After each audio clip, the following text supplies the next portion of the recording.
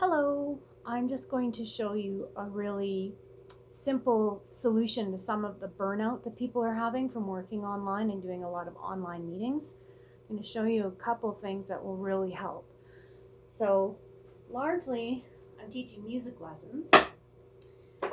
So, if I have my stool, then my eye line is pretty close to the top of the laptop that I'm using. For this height, ideally this would be a little bit higher, but as I've been talking to other professionals about what's been happening online, one of the things that's come up is it's more important that you're moving. So how can you incorporate movement into your meetings? So if I'm doing one session here, I'm a little bit too high for the keyboard. The elbow should be around there, right? So I have a nice flat wrist, so I don't have too much up or too much down.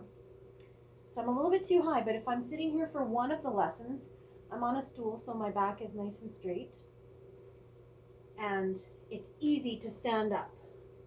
If I stand up, I can adjust the laptop really quickly and people can still see me, which is important to them, but it's really important to the body that you're moving. So this solution is only part of it.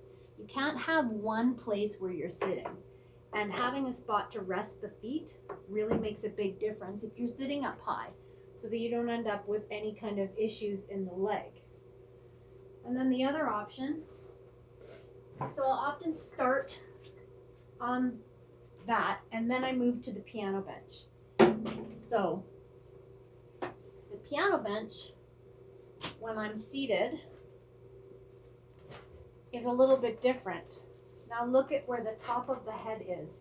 This is actually a really good height because kind of thinking of the hairline matching up with the top of the laptop, that's about what you want.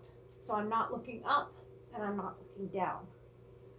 So this is good. And then this is also a really nice position for the keyboard. If I need to demonstrate something with my overhead camera, I can do that. So I'll do the second lesson on the bench. It's also really easy to stand up. You want to stand up every 15 minutes. So don't sit still in front of the camera. This is what's causing a lot of burnout. Because we're on camera, we're trying not to move too much. Movement is seen as like distraction, right? You might distract the other person by moving. But if you're talking about most meeting situations, you should be able to stand up and sit down. It's really not that distracting. And sitting still is really hard on the body, especially when you don't have good support for the back. So this has a little backrest. Now look at what happens with the eyesight. It's pretty good. It's still, I might do a little bit more of this or that, but I can adjust this really easily to make it as easy as possible on me. And this is okay. I'm a little low, but I'm more likely to stand up. And the other thing that I got is a portable wireless keyboard. So if I'm talking to the student and I need to take notes, I can just take notes while we're talking, and then I can move the portable keyboard over and demonstrate. And then I stand up, move out of camera, stretch my leg, or even just do this on camera. I mean, they're playing music or writing their notes as well. So since I've been doing this, I've had a lot less discomfort, especially in the upper back, the shoulder area, and movement in the whole range of motion of the upper body, where it was really locked in before because I unconsciously was trying to stay as still as possible to make sure that my student could always see me. But it's unnecessary, and we wouldn't act that way if the person was in the room. If we had the student in the room with us, we would stand up, we would stretch our arm if it got uncomfortable, or our neck if we felt like we were cramping up.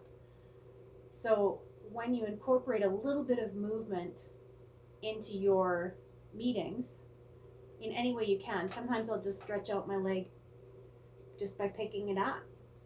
And no one needs to know I'm doing that. No one can tell I'm doing that. But my body knows, and I can tell. I'm a lot more comfortable. So try and look at where you're sitting, how high your seat is, what your angle is to the keyboard and the monitor that you're using, so that you're not looking up or down. You want to be straight ahead as much as possible.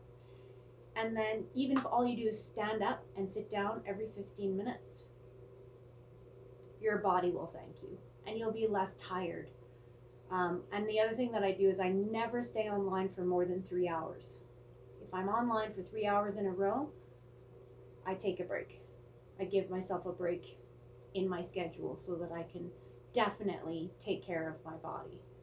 And I hope that that helps.